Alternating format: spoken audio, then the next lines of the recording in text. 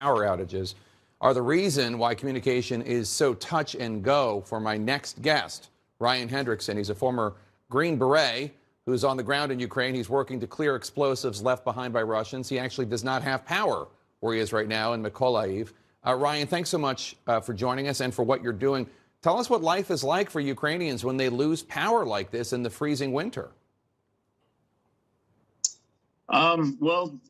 First of all, I really appreciate you guys having me on.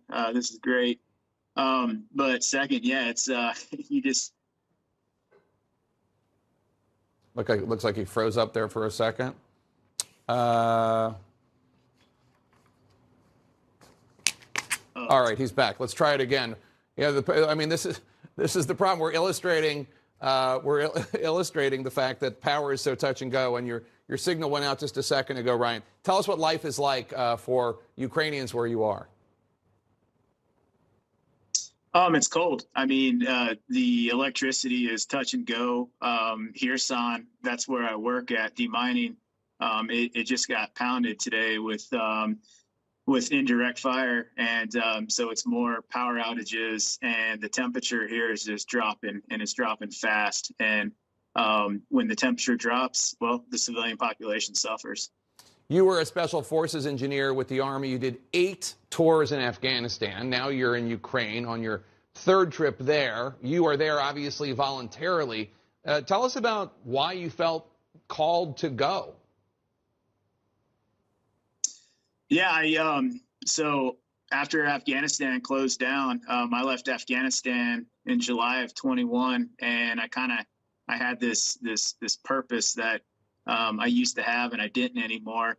And once Russia went into Ukraine, February 24th, I had this nagging feeling that I needed to do something more. So I quit my job and headed to Ukraine to see. Basically, at first, it was just to see what kind of trouble I could get into. I didn't want to fight. I've had my share of that. I wanted to help in different ways.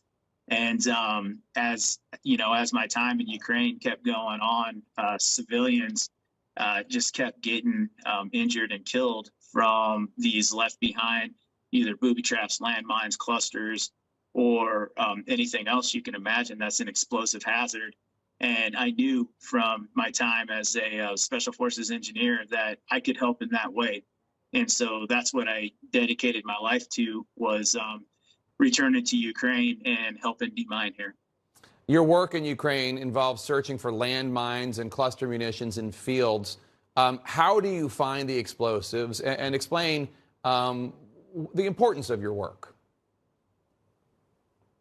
So how we find the explosives with the clusters right now, it's kind of a race against time because they're on top of the ground.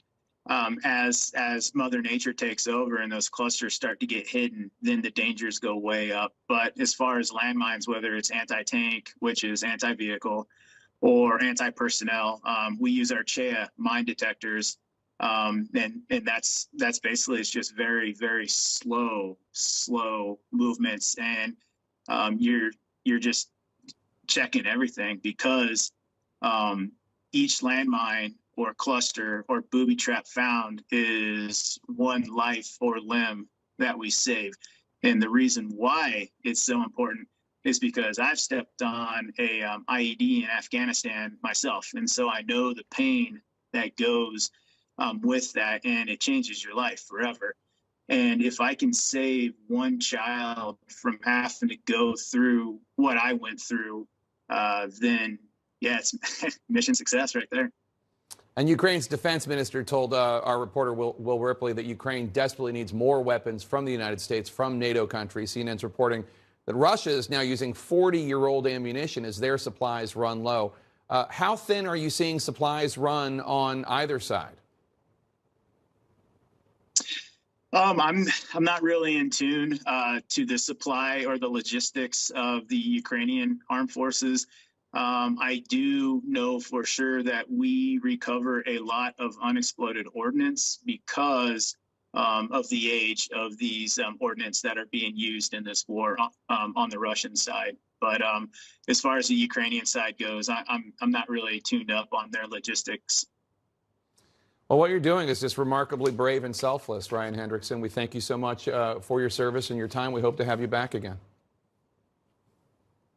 Yeah, I appreciate it. And yeah, if anybody wants to check it out, it's just landmineremoval.org. Post all the videos there, and you can see the work we're doing. Awesome. Landmineremoval.org. Thanks so much, Ryan.